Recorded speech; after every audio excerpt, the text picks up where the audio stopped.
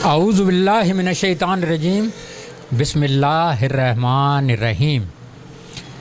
हदीस रसूल मकबूल सल्लल्लाहु अलैहि वसल्लम है कि खुशबख्त हैं वो लोग जो खुदा के लिए भूखे और प्यासे रहते हैं, क़यामत के रोज़ वो सैराब होंगे।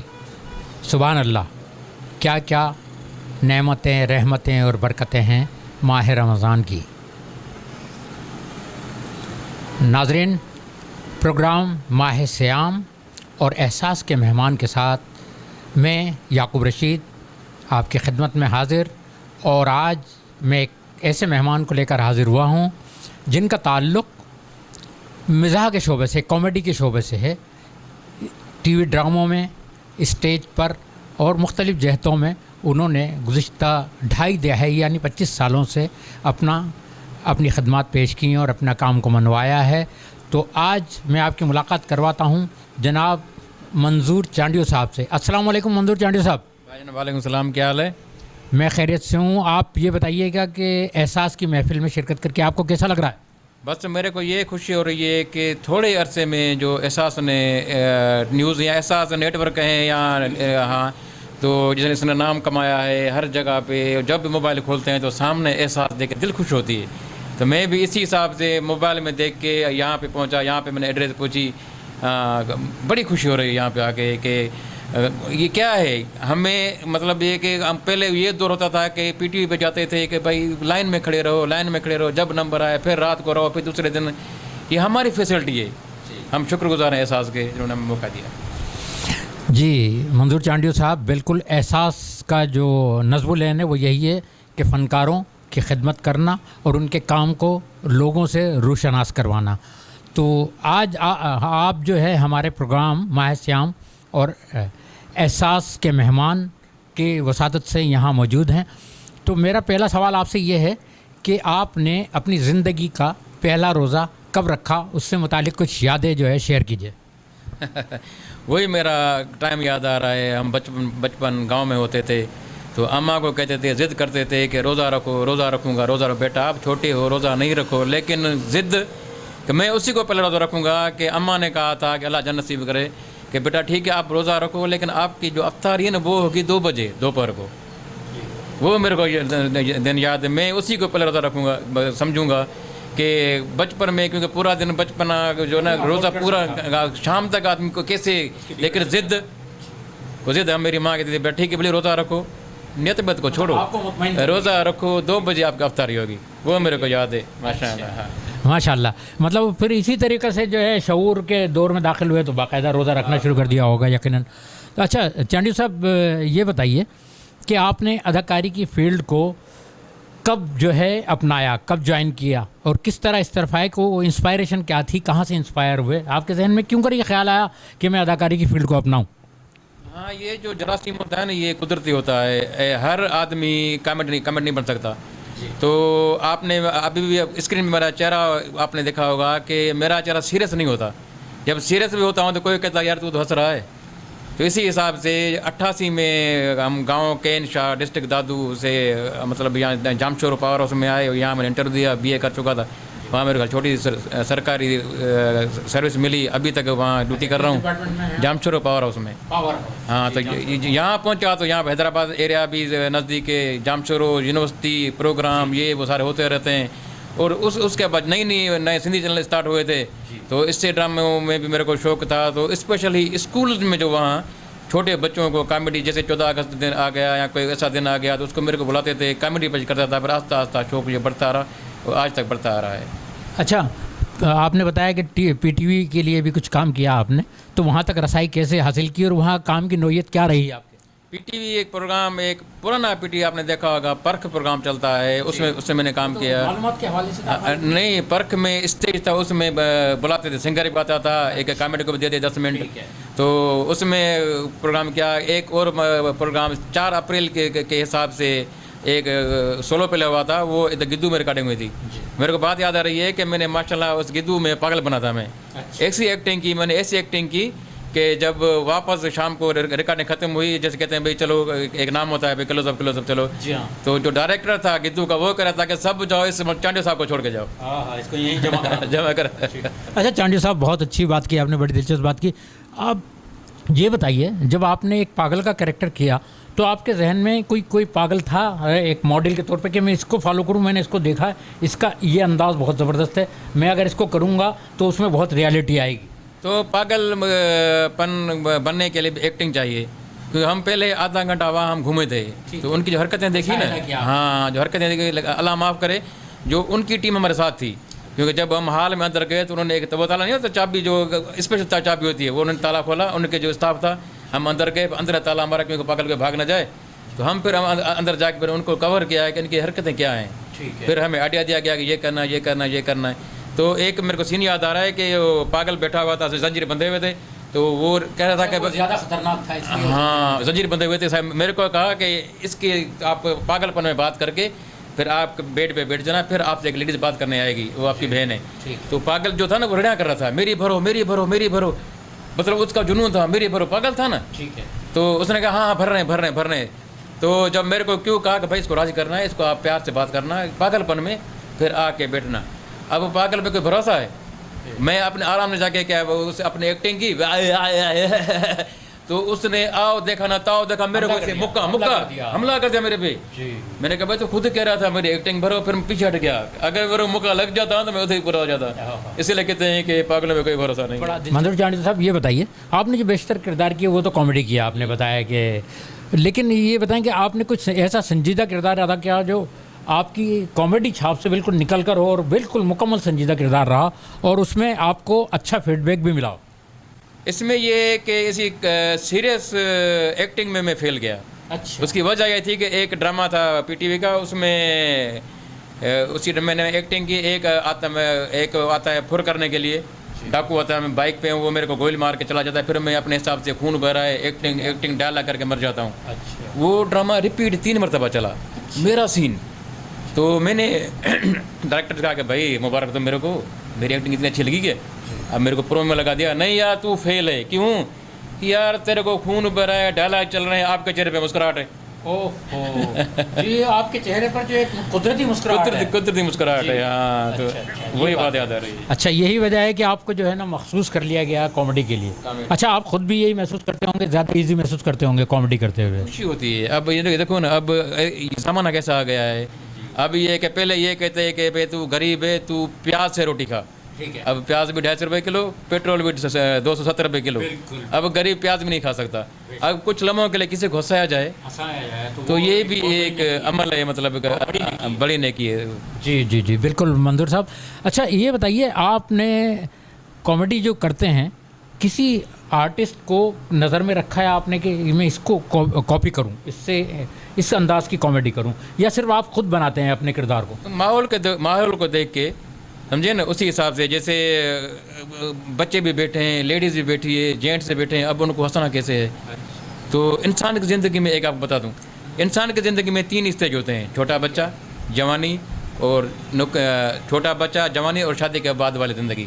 छोटा बच्चा कौन सा गाना गा रहा है? एक खुदा मेरे अब्बू सलामत रहें, एक खुदा मेरे अब्बू सलामत रहें, अब्बू ने लिए बीमा पॉलिसी, अब्बू ने लिए बीमा पॉलिसी। ये था छोटा बच्चा। उसके बाद जवानी, तुम ही हो महबूब मेरे, मैं तुम्हें क्यों न प्यार करूं, मेरा प्यार याद रखना, तुम ही हो मेरी दुनिया हो, मैं तुम्हें क्यों न प्यार करूं, मैं तुम्हें क्यों न प्यार करूं। ज़िंदगी का तीसरा मरहला सरकारी मुलाजिम। ठीक है। जब पहली तेरी तनख्वाह मिलती है तो जेब भरी होती है, घर पहुंचता है, तो बेगम कहती है जाना आज आपको तनख्वाह मिली है, रेशम के लिए चलो शॉपिंग कराओ, आज तो भला कहीं पिज़्ज़ा खिलाओ, आपको तनख्वाह मिली है। सरकारी मुलाजिम परेशान, दूध का बिल, बच्चों की फ़ीस, स्कूल के पैसे, दही के पैसे, दुकान के पैसे, जेब खाली। सरकारी मुलाजिम क्या कह रहा है? जा अपनी हसरतों पे आंसू बहा के सो जा, आंसू बहा के सो जा जा। वाह वाह। अच्छा, ये आपका एक यकीनन एक खाका जो होगा जो आपने यहाँ पेश किया। अच्छा, कोई और ऐसा आइटम जो आपका बहुत ज़्यादा हिट हुआ हो, जिसको आपकी एक फरमाइश की जाती हो मुख्तलिफ शोज़ में, ऐसा कोई आइटम? जहाँ भी मैं पहुँचता हूँ तो कहते हैं कि भाई आप हमें सॉन्ग सुनाओ जिसमें आवाज़ें हों, आवाज़ जेंट्स लेडीज़ बस।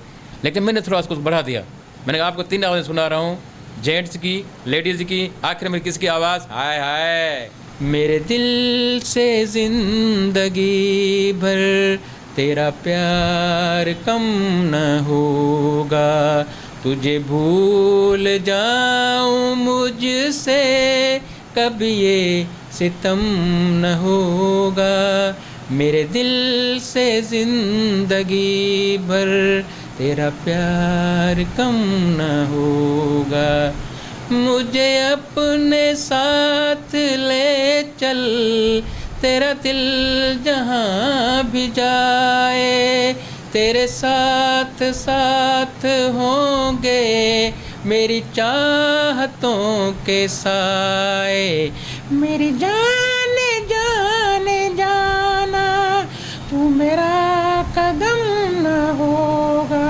तुझे भूल जाऊं मुझसे कभी ये सितम न होगा, मेरे दिल से ज़िंदगी भर तेरा प्यार कम न होगा।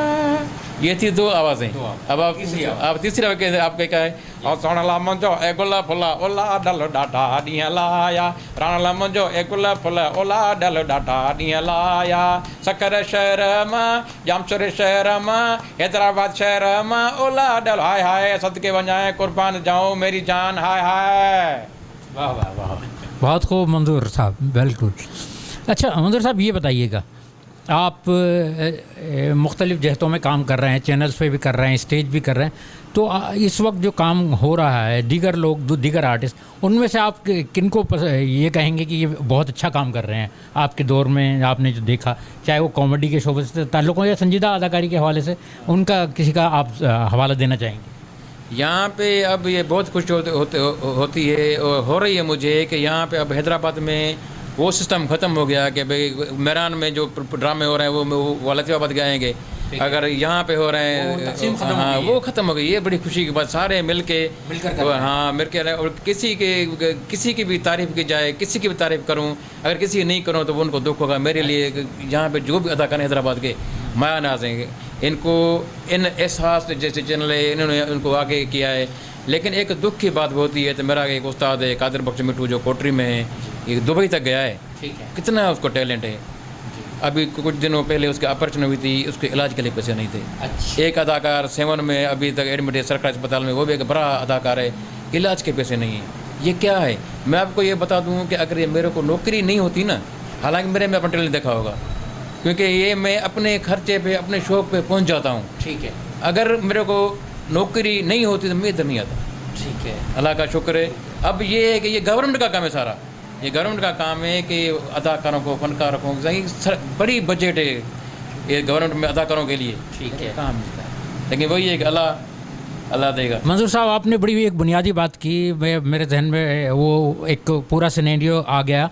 आपने जो कहा ना, एक तो आपकी बात का मफहूम ये बनता है कि यहाँ फ़नकारों को माकूल मुआवजा नहीं मिलता, यही वजह है कि वो कस्मा पुरसी की ज़िंदगी गुजारते हैं, उनको इलाज के लिए उनके पास प्रॉपर इतनी रकम नहीं होती कि वो मुनासिब इलाज करवा सकें, अगर किसी मुश्किल हालात से दो चार हैं तो उससे निकल सकें बाहर।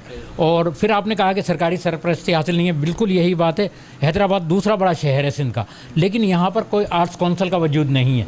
छोटे शहरों में बाकायदा इसके तहत काम हो रहा है, लेकिन हैदराबाद में नहीं है। अगर ये आर्ट्स काउंसिल वजूद में आ जाती है तो शायद ये बहुत सारे मसाइल फ़नकारों के हल हो जाएंगे। आपने बड़ी अच्छी बात की कि अगर आपकी माशी पोजीशन अच्छी है तो फिर आप फ़न की खिदमत भी बआसानी कर सकते हैं। जिस तरह आपने अपना हवाला दिया कि आप एक सरकारी मुलाजमत पर फाइज हैं, तो इसलिए आप फ़न की खिदमत भी बआसानी कर रहे हैं।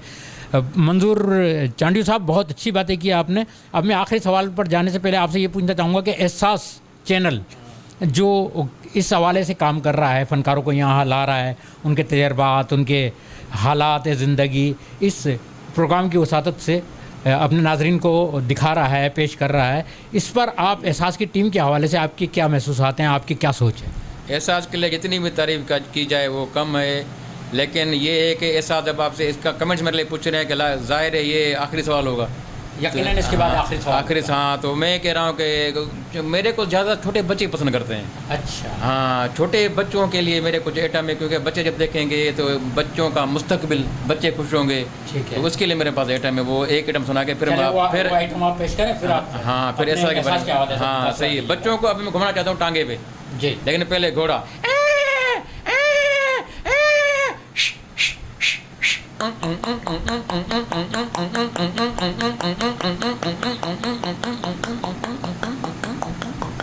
टांगा चला गया। जब सुबह को स्कूल होता है, स्कूल से जब बच्चे को उठाने के लिए पहले माँ उठाती है या बाप उठाता है, ये एक सवाल है। ठीक। तो मैं ये कहता हूँ कि माँ सुबह को उठती है तो माँ कहती है मेरे प्यारे बच्चे, मेरे चूने उठो तो स्कूल। माँ की ज़बान अपनी है, उठो स्कूल जाए मेरे बच्चे, उठे नाश्ता करे। हाँ माशाल्लाह, उठे मेरा बच्चा, स्कूल जाए, तैयार हो जाए, कपड़े पहने, मैं टाई पहनाती हूँ, नाश्ता तो करो। आजकल बच्चे नाश्ता करते नहीं है। नाश्ता जब मिले प्यारे बच्चे मेरे जाओ, उसी टाइम पे बाप उठो उठो बेटा, उठो स्कूल जाओ, उठो उठो। ये अब्बा का भी प्यार है। अगर ये अब्बा ये ऐसे दाबा नहीं दे ना तो आजकल के बच्चे सारा दिन मोबाइल टुक टुक टुक टुक टुक टुक टुक। मैं तो अब्बा की अम्मा की दोनों के लिए तारीफ़ करता हूँ। आपने पहले सवाल पूछा था एहसास, एहसास की जितनी भी तारीफ़ की जाए, ये मैं लोगो जो देख रहा हूँ ना, मेरे को बड़ी खुशी हो रही है, क्योंकि जब लोगो स्क्रीन पे आएगा हर बंदा देखेगा। इसके CEO सरफराज साहब, सरफराज भाई को सलाम पेश करते हैं, क्योंकि ये इस हफ्ते के अंदर ही मैंने इसको कैचअप किया है। मैंने दूसरे चैनल पर मैं गया हूँ, ठीक है, लेकिन इसके जो मैंने फ़ोटोज़ देखी है, इसकी मैंने जो कैमरा के रिजल्ट देखी है, तो माशाल्लाह माशाल्लाह। और ऐसे ऐसे ऐसे अदाकार आप इंटरव्यू ले रहे हैं जो मतलब पीछे अब आगे, भाई यार ये तो वही तो है, यार वही तो है। तो बड़ी खुशी हो रही है, अल्लाह इसको तरक्की दे। और मेरे लिए कोई खिदमत हो तो अगर सरकारी मुलाजिम, मैं 24 घंटे एहसास के लिए हाजिर हूँ।